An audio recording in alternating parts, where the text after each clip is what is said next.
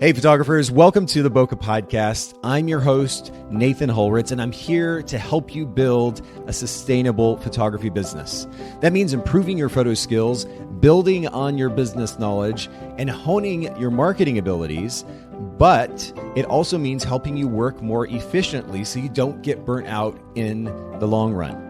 We do try to bring the show to you commercial free, so make sure to check out our sponsors, photographersedit.com and Miilu, Miilu.com.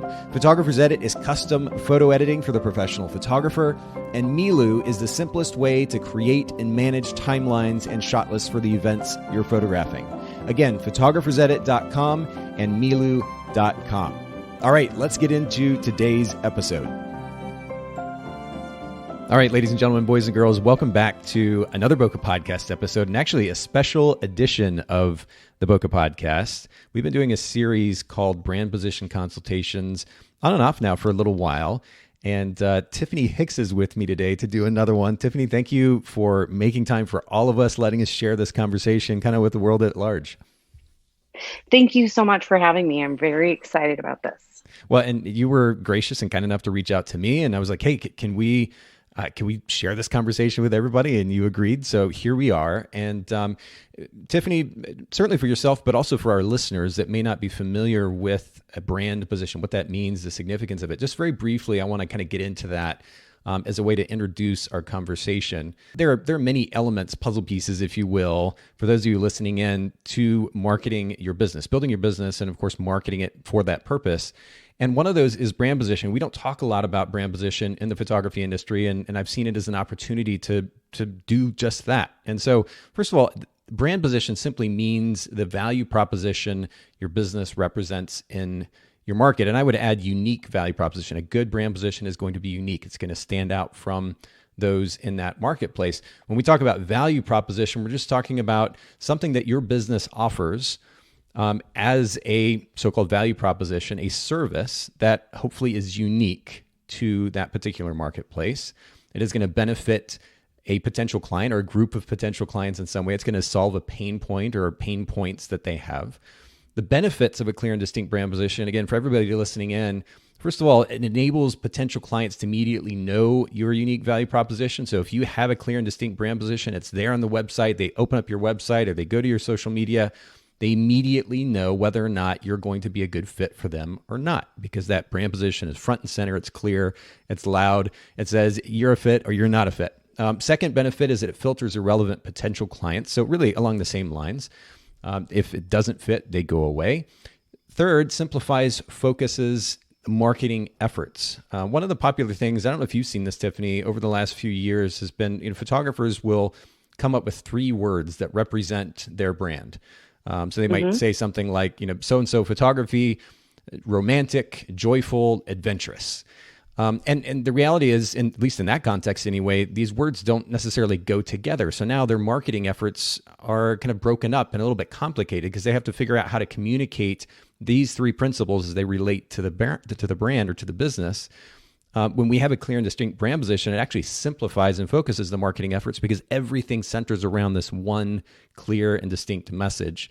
And I think that's a big, big benefit. And then the fourth benefit is it encourages better time management. Along the same lines, if we have our hands in kind of multiple marketing messages and efforts for the sake of juggling all the different ideas, concepts that our brand represents, again, it complicates, it confuses, and it ultimately takes more time. If we know specifically what it is that our business model is based around, what we're trying to market, then it encourages better time management because it filters out anything that's irrelevant. It enables us to focus on those things that matter for the sake of that brand position and that business model. So that was a mouthful, kind of an introduction. I didn't mean to kind of cut you out there in the process, Tiffany, but once again, thanks for letting us have this conversation. Let's actually get into your business as it relates to brand position. What market are you currently based in? I am based in Boise, Idaho. And how long have you been based there? 14 years. Okay. And then how many of those years have you been a photographer? All of them. Wow. That's awesome. So those 14 years are how long I have been running my business. Okay, so I opened in 2006. Wow. Major props to you. I mean, a lot of businesses don't last even near that long. So that's a really big deal. You obviously know what you're doing or you wouldn't be around this long. So that makes this conversation around brand position that much more interesting and in some ways nuanced, I guess. And it actually Right. demonstrates something that I pointed out earlier, which is brand position in of itself isn't the end all be all. What it does is it makes it easier for us to market and in some ways spend our time because we know specifically what we're focused on. Because I'm an emotional guy and I maybe kind of fit the stereotype of an artist profile in that sense. But when there are so many options, so many choices of services that we can offer and ways that we can communicate those services, it can become overwhelming. And then we just kind of lose, we almost function kind of haphazardly, reactively in that context. So for you to have already established a business, been around for 14 years, the fact that you're working on brand position means that your efforts are that much more focused and you're in that much better a place. I think it's incredible. But again, major props to you for 14 years in business. That's huge. What type Thank of you. photography do you currently tell potential clients that you specialize in, if you do at all? I specialize in portraits of kids and families. I do maternity, newborn, babies, kids, and families. So I do them all. For me, I feel like it's telling the family's story. Yeah. But really kind of focusing on the kids. Kids are my favorite. They're hysterical. So That's one way to put it. Yeah. I love watching kids grow up through my camera. So That's cool.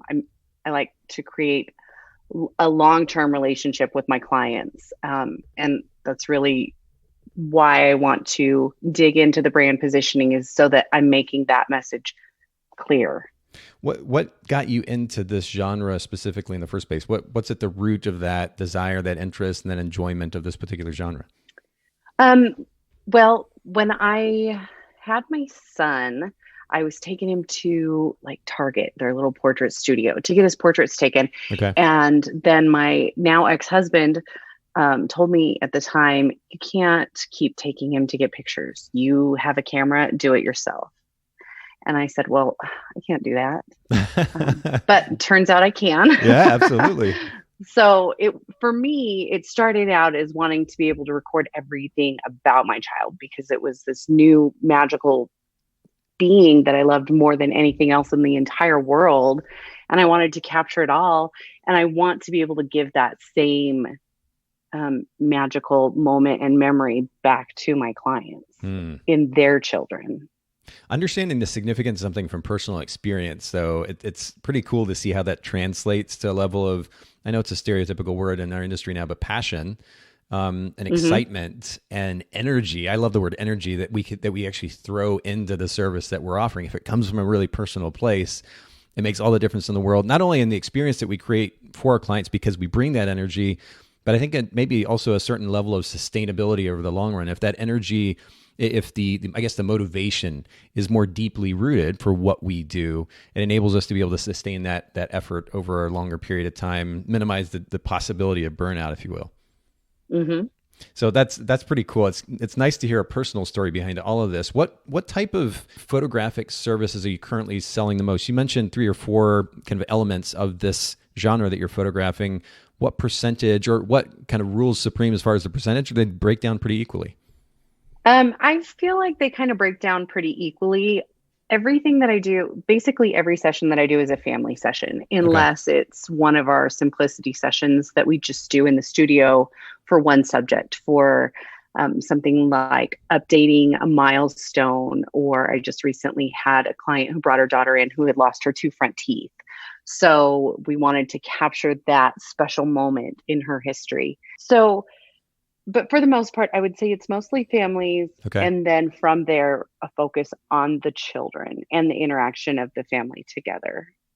Is it kind of a combination of posed and more like on the go, or what does it look like? It's definitely a combination of posed and interactive type images. I want to see the family interacting together and creating moments and memories. So we always do silly things. I probably look like a crazy person behind the camera. And so, but everybody values still that traditional family portrait where everybody is looking at the camera. So I definitely do that. And I focus on getting them posed, not stiffly, but in an aesthetically pleasing way where it's going to look good in the image, and then move into a more interactive position from there. Well, I'm looking at a combination of your Instagram page and then also your website. And I mean, the website, the header image on your website, for everybody listening in, you can go to tiffanyhix.com and you can see this image. I think it's a beautiful example of that kind of combination of interaction and posing, because I'm assuming that you somewhat set this shot up and you knew the direction that you were photographing in. And yet the mom, there's genuine emotion on the who I'm assuming is the mother's face, and the little girl is kind of glancing at the camera with really great emotion on her face too. It's beautiful all the way around. Thank you. I think that's a great combination of that pose shot with some interaction. But then I'm also looking at an Instagram post for, let's see, from July 30th. It's beautiful, beautiful family portrait, fall family portrait. That it has obviously been posed, but it doesn't feel stiff. And yet it's one of those images that you would blow up a 20 by 30, 30 by 40 and, put it on the mantle. Like it would look really great that way. So it seems like you offer a great combination of both. Thank you. Yes. And actually on that fall image that you're looking at, the next image I shot was them interacting together, and it has the parents looking at the daughters and laughing or talking. I'll ask them to tell stories or sing songs, things like that.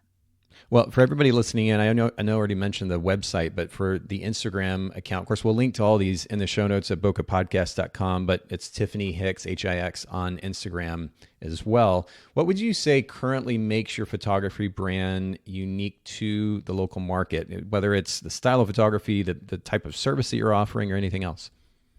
I would say it's probably more the level of service that I offer to my clients that stands out.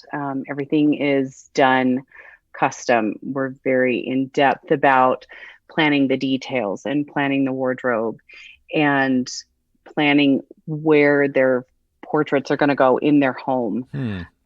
So that I don't want people to come in and just be like, I just want some pictures taken and I don't know what to do with them. Which I do run into that. And a lot of times when people first call, they don't know what they want. So the planning portion goes into helping them know what they want to do with portraits rather than just say, oh, I want some pretty pictures to post on Instagram. So does that planning happen ahead of time or after, or a combination of both? What does that look like? A combination of both. So when I first meet with a prospective client, we talk about what their vision is, why they're doing portraits, if there's an area in their home they're trying to decorate or planning to put a portrait, and kind of go from there. Just in the beginning, we kind of build the details of that and plan the where and when. So if they're wanting fall colors or if they want something simple in the studio, we nail down that part and then we start to build the vision of what it's going to look like. A couple of weeks before the session, we communicate by text throughout the entire process, especially in the wardrobe planning. But a couple of weeks before the session, we'll meet to go over the wardrobe selection and finalize any details. A lot of times people are shopping for clothes, especially if they have older children. And we want to make sure that everything is going to look nice and match the style and decor of their home. So when it goes on the wall, it's not something that's going to stick out and not go with the rest of the aesthetic of their home. Right.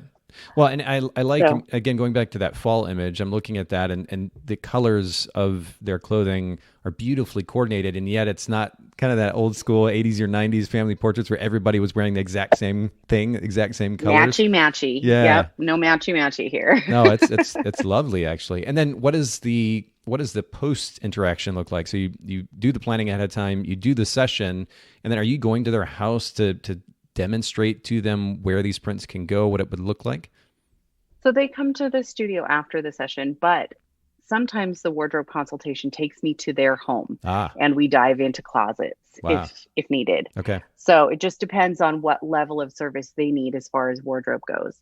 And if I am in their home prior to the session, we will talk about where portraits can go in their home. But after the session, they know if we're planning for a wall, they're texting me pictures of their walls where things are going to go. So after the session, they come into the studio and we sit down together. And usually I have pictures of their walls in advance. So I will pre-design a wall gallery for them to look at, just kind of in layout, not so much in images. And then they can say, oh, yes, that's too big, or I think I want more images, different things like that. And then we custom build everything. Wow. For their home. Sometimes the process ends up taking days. It just depends on how detailed and how large the wall display is going to be. I have a client and we did 13 wall portraits in her home that span this giant wall just outside of her kitchen. So you can see everything through an arched doorway from the living room. And that one took very specific planning and measurement because every piece had to be a custom size. Wow. Okay. Yeah. So this whole process that you're talking about, the experience, really is quite extensive. And you say it's what helps you stand out in the local marketplace. I mean, you've kind of gotten the feel from talking with other photographers, you're hearing about other photographers, that there aren't many others that are doing something like this? Not too many. I know that there's a couple. Most of those are people that I'm friends with. Okay. So yeah, there are some others, but I'm not sure that we all have a different method about how we go about it. And I asked you actually prior to our conversation today what your target customer's biggest pain point is, and you said not knowing what to do with photos. So you kind of touched on that there. By providing this experience to them, they not only know, even just like generally have an idea of what to do with their photos, like you're helping them down to the nth degree, know exactly what to do for the sake of planning for the photos and what to do with those photos in their home afterwards. It's beautiful. Right.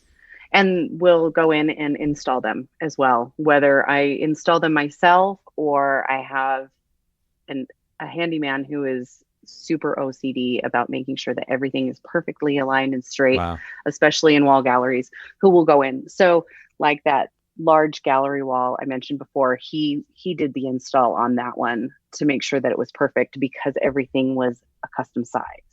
That's incredible. Okay. So I guess really at this stage, I mean, we've gotten some information about your business, where you stand, what you specialize in, how you're different than the local marketplace. And of course, all of these things play into this conversation about what a distinct brand position might sound like, what that statement might ultimately be. But I mean, do you feel like you're lacking a brand position altogether at this point? You want to refine the brand position that you already have? What are your thoughts? I don't know that I've ever actually defined a brand position for myself. So I want to do that and clarify it so that I can focus my marketing more effectively.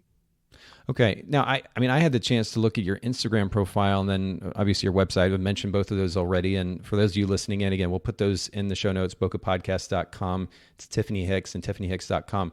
But on Instagram, there's a position statement, what I would consider a position statement, which actually is quite good already. Okay. Curating your family's legacy with gorgeous artwork for you to enjoy for years to come.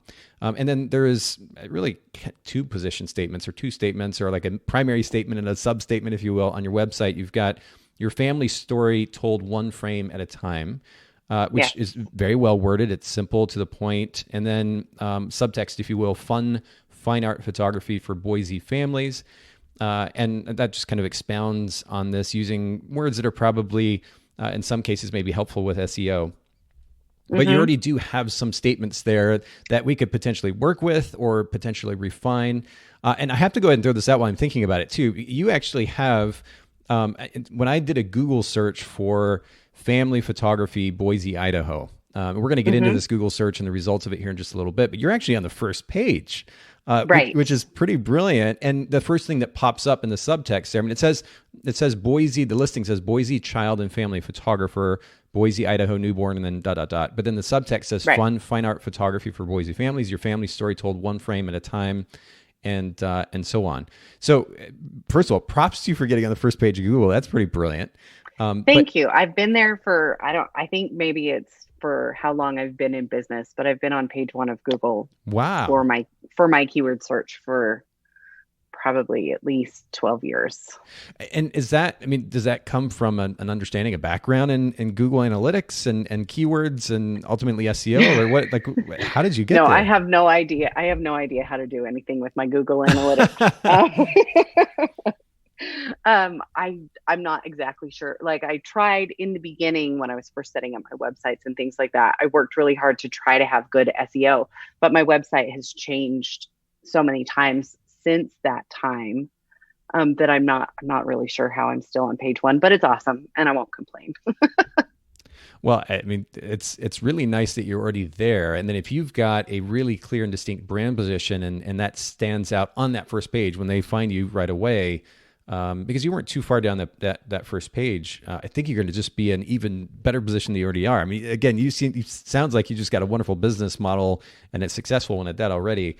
This is just I think a refinement, because I think you're already moving in a really great direction, particularly with that statement that you have on Instagram. But let's do this. I want to, for your sake, if you haven't looked at this, and then for our listeners' sake, again, to add more context to the conversation, one of the best things to do when it comes to creating a clear and distinct brand position is to look at what the market is doing. I mean, really in business in general, photography or otherwise, if you want to develop a great business, you want to look at the local marketplace or whatever marketplace you're going to be working in and see where there are holes, where somebody hasn't filled a particular space, where you can offer a service that's not being offered. And in this case, that's going to relate to the messaging itself. We want to make sure that we're using messaging that isn't already being used. So I did a Google search, as I mentioned, for family photography, Boise, Idaho.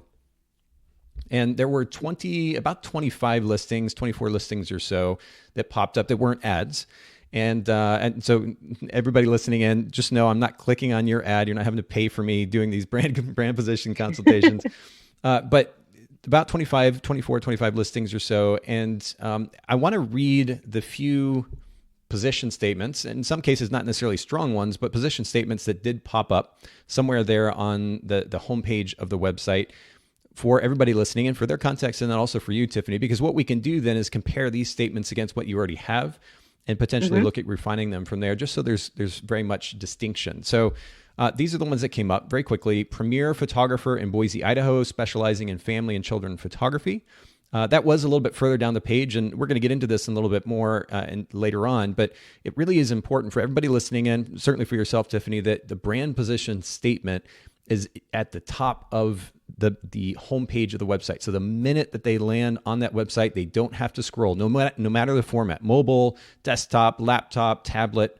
It needs to be right there front and center, easily accessible. And this particular photographer, of course, we're not mentioning names, but this particular photographer, it was further down the page. You had to scroll to find that. The next one, high quality, beautiful photography, which, very kind of generic descriptors here for photographic business and really no indication that it is a family photographer, but they happen to pop up there. The subtext was custom images made to reflect the beautiful person that's inside all of us. The next one, your family photographer, ... for life, and then Boise family portrait photographer since 1999. The next one is we are your premier Idaho photographers. Another one, Boise family portraits. Another one was Boise maternity, newborn baby, and family photographer. The next one is not really a position statement per se, but it was the closest thing to it on this person's site, real, raw, authentic. The next one is families, period, Boise family photographers. It sounded like more of an SEO setup than an actual intentional effort to have a position statement. The next one was freelance photography based in Boise, Idaho. Again, no indication that it's family photography. The next one, natural light photographer, specializing in business branding and family photography in the Boise, Idaho area. Just as a side note here, I want to mention for everybody's sake, using something like natural light to 98% of potential clients, it really doesn't matter. This is a technical element that photographers in some cases pride themselves on, but it's not a relevant, talking point to a potential client. We have to make sure to use words that are actually relevant to a potential client, words that they understand, that make sense to them, not industry related terms. And so I would suggest to anybody listening in, take something like natural light out of it. The client, the potential client is going to look at the image. They're going to think it's beautiful, and they don't care whether or not you use the flash or not. Just a little side note there. The next one, there's just a few more here. Boise-based photographer documenting couples in love, families, and the adventurous at heart. Kind of a lot of cliche words and or phrases being used in the industry at large at this point, so not particularly distinct. Documentary adventure family photographer, which is kind of an interesting one and actually stands out a little bit from this list. And then Boise family and senior photography. So let's see, 1, 2, 3, see, 6, 9, 10, maybe about 15 out of the 25 or so photographers at least had some indication about what their brand stood for. What are your initial thoughts just listening to that list, Tiffany? They mostly sound fairly basic and not, I don't know, nothing that really grabs my attention as a prospective client or something that says, oh, that speaks to me. Yeah, well, you're right. There is very little in there that's particularly distinct. I think the only one, and a bit ironically so, because this has become such a popular genre now for photographers to specialize in, the only one that really seems to stand out is documentary adventure family photographer. Because correct me if I'm wrong, Tiffany, but I mean, that area, Boise, Idaho area, seems like a beautiful place to actually focus on adventure photography, doesn't it? Oh, for sure. There's a lot of adventurous things that you could do photography-wise here. Yeah. So I think, again, just for the sake of conversation, and again, for everybody listening in, maybe trying to come up with some ideas for a brand position statement in the market that you're in, this is actually an example of one that, of a brand position statement, since nobody else seems to have owned it, to be an adventure family photographer, particularly in the context of that marketplace, makes a lot of sense. And it's actually a really great example of a position statement. Fortunately, Tiffany, that the one strong position statement in your local market really has little to do with what you specialize in. Right. And that's the key here is you look at what's around you and then you say, okay, how can I position myself against the market? How can I be different from them? How can I stand out from them? And I think you're already, again, well on your way to being able to do just that thing. So let's actually, before we get into your message and potentially refining your brand position statement, again, for the context of everybody listening in, I just want to share briefly 4 ways to establish a clear and distinct brand position. We've kind of alluded to at least 1 or 2 of these already. But there's a list of 4 here if you're taking notes. And the first is to be the first to own a position. So there may be other photographers in the area, as we noted here, that are family photographers, for example. But if nobody is actually owning that particular position of, I am the family photographer of Boise, Idaho, then there's an opportunity to do that. Now, you've got to be pretty gutsy to do that. And your marketing and your service and everything needs to be able to back that up effectively. That is one way to establish a clear and distinct brand position, is to be the first to own that position. If nobody else is calling it out, then be the first to do that. Again, in a market, especially as big as Boise, probably a little tough, but that is one option. The next is to offer a service that doesn't exist. The third way to establish a clear and distinct brand position is to offer a variation of a service. And the example that I always give is, here in my market, Chattanooga, Tennessee, relatively small market, there are plenty of wedding photographers. If I was to say I am Chattanooga's black and white wedding photographer, that would be a variation on a service that, to my knowledge, still doesn't exist. I've been in this market now for close to 20 years or so, maybe even more than that now, I guess. And to my knowledge, it doesn't exist. I could even take it a step further and say, black and white wedding photographer for skateboarders.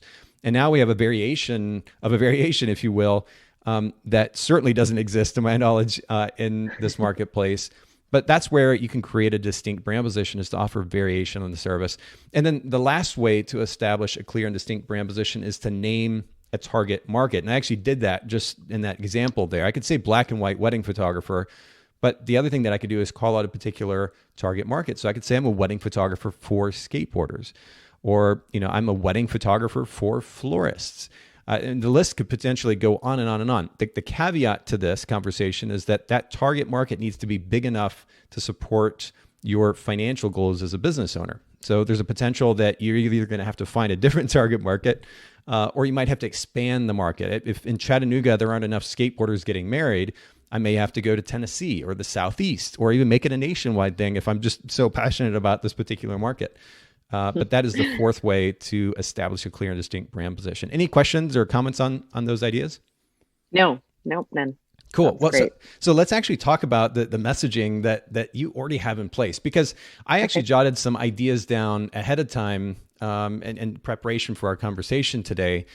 But honestly, the way that you have summed up what you are doing with that statement on Instagram, I think is actually pretty strong already. Curating your family's legacy with gorgeous artwork for you to enjoy for years to come.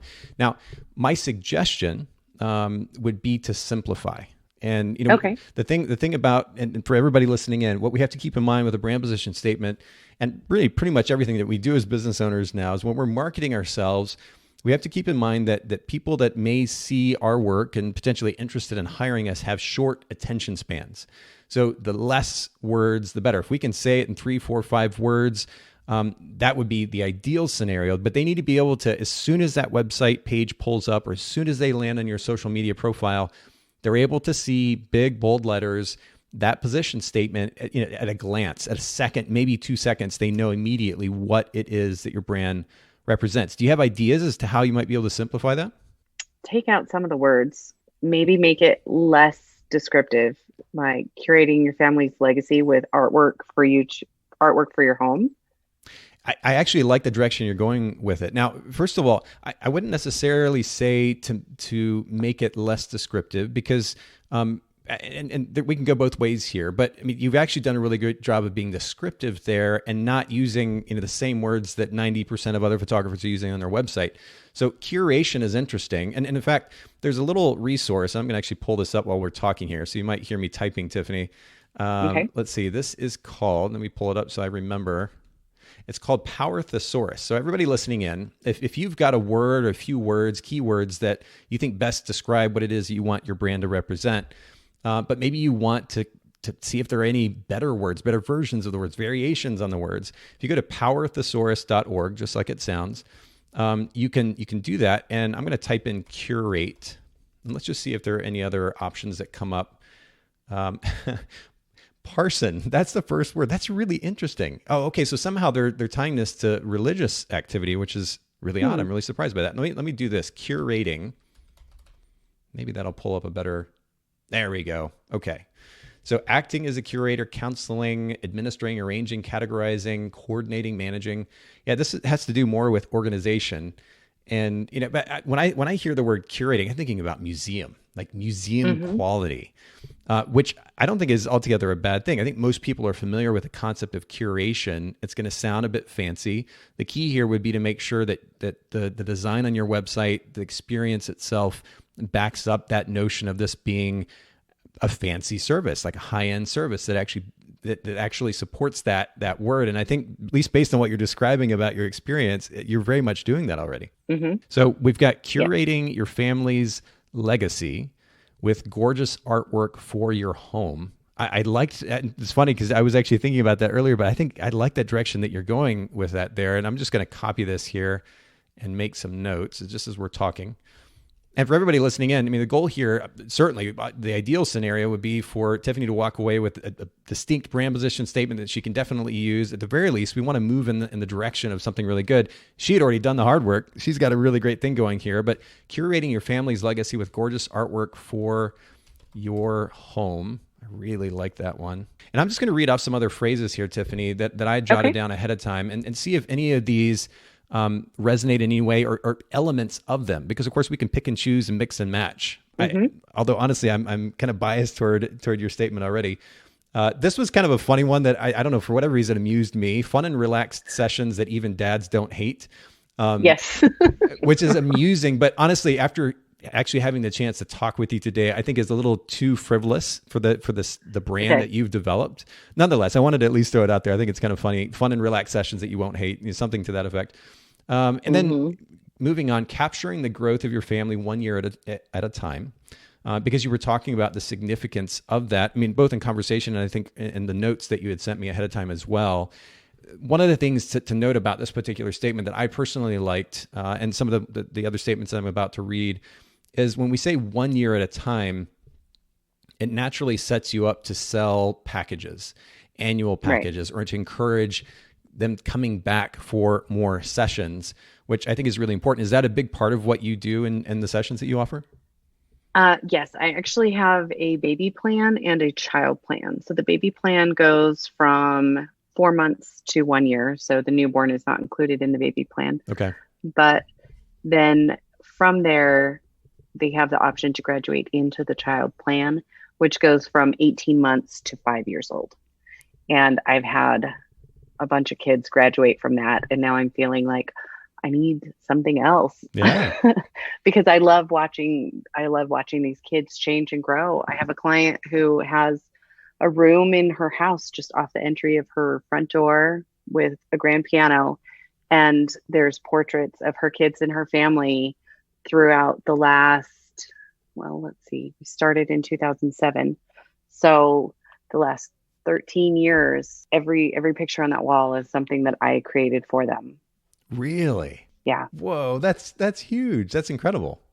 Well, so first of all, yeah, I would fully agree. Like, you need to come up with that next package now to be able to continue to serve your existing clients. But I mean, to the original point of conversation, having something, built into the position statement that already sets you up to be able to effectively then communicate to them that almost like not an assumption, you're going to obviously proactively communicate it, but built into that statement, it already kind of plants a seed in their mind that they're going to be coming back to you on an ongoing basis, which I think is really important to at least note. Capturing the legacy of your kids 1 year at a time, capturing the legacy of your family 1 year at a time, photographing the legacy of your family 1 year at a time.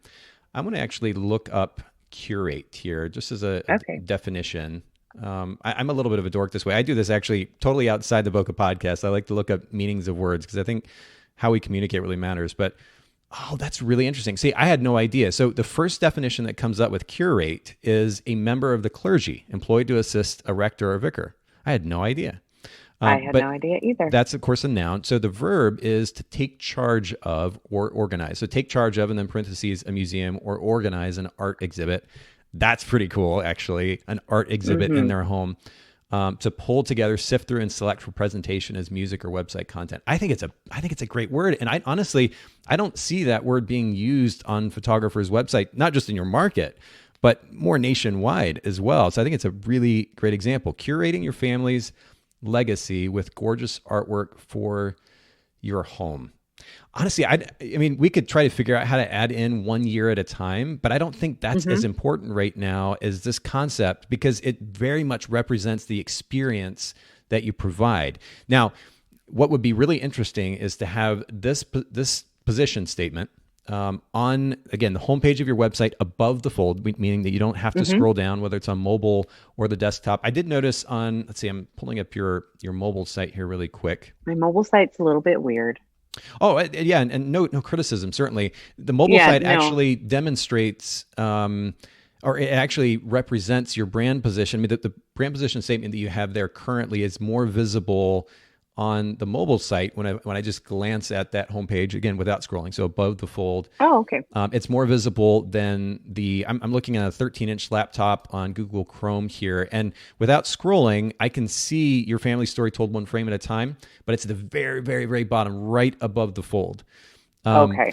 So my suggestion would be, and maybe you can work with a designer, or maybe you have experience with this and you can make this happen, would be to make sure, and I really love curating your family's legacy with gorgeous artwork for your home. Have that position statement a bit more prominent, and then an image, or maybe even 2 or 3 images that represent this idea. I mean, it would be really cool if maybe there's a combination of a really powerful image that you could put side by side with that same image presented in someone's home.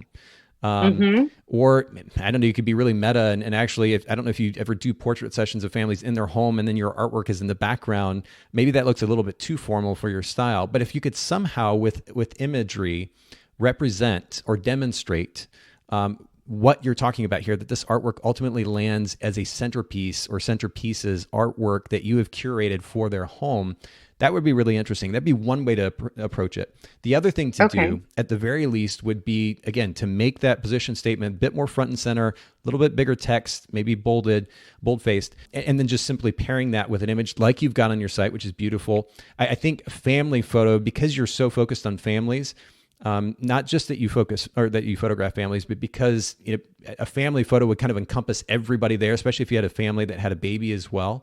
To actually use that as a header image to better represent everything that your brand is about might be a stronger image, and you pair that with that position statement more boldly represented, both on the mobile site as well as the desktop site. I think you'd be set. Okay, that's great. Yeah, it's brilliant. I mean, you did the hard work, Tiffany. You built this beautiful business, and then you did the work actually coming up with this position statement, which, by the way, how long have you had that in place, this one that was on Instagram? Oh my gosh. I put that up there sometime last year. Well, I think it's brilliant. And so the key now would be to take that, refine it just slightly. So, what we came up with here together, curating your family's legacy with gorgeous artwork for your home, that would tentatively be the statement. That's going to go on your website. It's going to go on Instagram, certainly, and presented in a way that's more visible. Make sure that the message is consistent across the board on all platforms. And then what I would do, even if you don't use a photo in the header there of your of their website above the fold, showing your imagery in somebody's home, I would create. I mean, you've got a page right now that says experience. If I click on that, I'm going to kind of live commentate here for everybody listening in. So I'm going to the experience page, and look, see, you've already done this. So you're actually demonstrating there what the process looks like, the imagery in someone's home. I mean, you're way ahead of the game. Thank you. Yeah, I mean, seriously, really well done. This is really nice.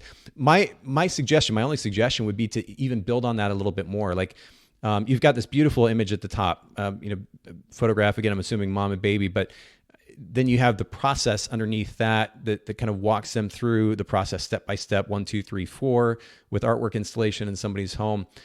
Maybe you even potentially build on that a little bit more, so they understand what this looks like step by step, prior to the session, then the session, and then after the session, and really expand on that, because it seems like it's such a centerpiece for your business and such a reflection of what your position statement is putting out there. I think highlighting that even more would be really great. But I love that you've already got an experience page. Yeah. Really well done. I mean, seriously, this is, thank you. I'm excited for you. I'm impressed by the work that you'd already done ahead of time.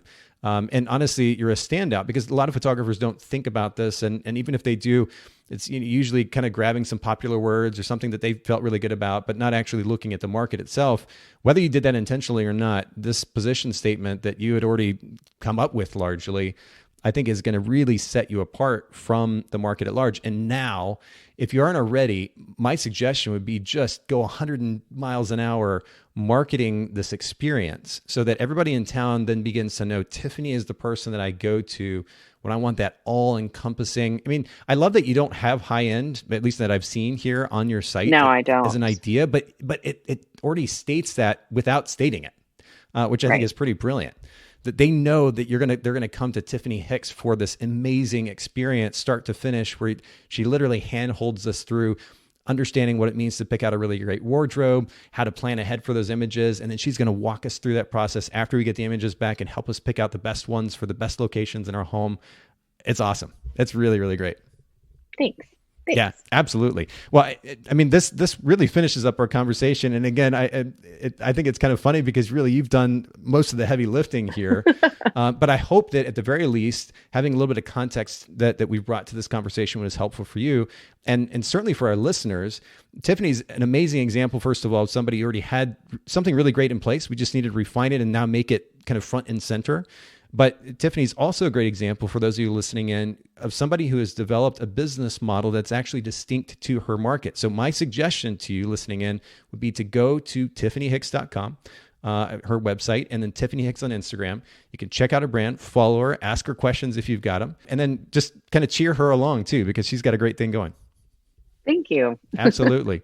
Well, Tiffany, anything else that we can do for you here before we go? Anything that our listeners should know about your brand? No, not that I can think of. I appreciate you taking the time to talk with me and help me narrow that down a little bit more. It was great. Well, again, you did the hard work. I think, simplicity. Two things that we've done here to kind of emphasize is simplicity. So we're taking out words so we make it easier for somebody to just glance at that and understand what your brand's about. And then again, my suggestion would be, even whether you work with a designer or if you have experience doing this, just make sure that that position statement is front and center. Get rid of anything else that's irrelevant now and just go like hardcore with this brand position message. And it'll only further refine that position that your brand has in that marketplace. And I'm certainly cheering you on here from Chattanooga. Well, thank you. I appreciate it. Absolutely. And for everybody listening in, you can see the show notes from today's episode if you go to Bokeh, Bokeh podcast.com. Thank you once again, Tiffany, for making time for all of us. Thank you so much for having me. It was great. Thanks so much, photographers, for listening to the Bokeh Podcast. Will you let us know what you thought of the show by leaving a review of the podcast in the Apple Podcast app? And I'd love to hear from you personally with your thoughts about the podcast and suggestions about future topics and guests for the show. My email is nathan@bokehpodcast.com. We do try to bring this show to you commercial free, so make sure to check out our sponsors, photographersedit.com and Miilu, MIILU.com. Photographer's Edit is custom photo editing for the professional photographer, and Miilu is the simplest way to create and manage timelines and shot lists for the events you're photographing.